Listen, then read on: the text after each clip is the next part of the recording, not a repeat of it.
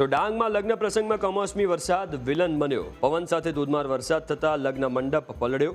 ડાંગ જિલ્લામાં સતત 10 દિવસથી કમોસમી વરસાદ વરસી રહ્યો છે. આહવા, વઘઈ સહિતના વિસ્તારોમાં માવઠું મુસીબત બન્યું છે. કમોસમી વરસાદને લઈને ખેડૂતોની ચિંતામાં સ્વાભાવિક રીતે વધારો થયો છે.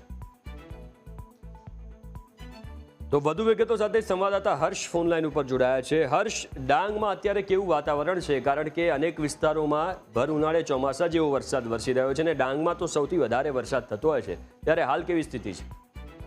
જી, ચોક્કસથી વાત કરી શકાય કે હવામાન આગાહી મુજબ છેલ્લા 10 દિવસથી ડાંગ જિલ્લામાં ધોધમાર વરસાદ વરસી રહ્યો છે. ત્યારે તેને લઈને આજે વહેલી સવારથી જ સાપુતારા, આહવા જેવા વિસ્તારોમાં વાદળ છવાયું વાતાવરણ જોવા મળી રહ્યું હતું.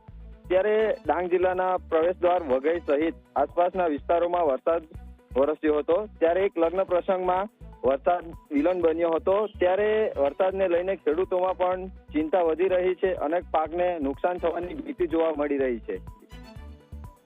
બિલકુલ, આભાર હર્ષ વિગતો આપવા માટે.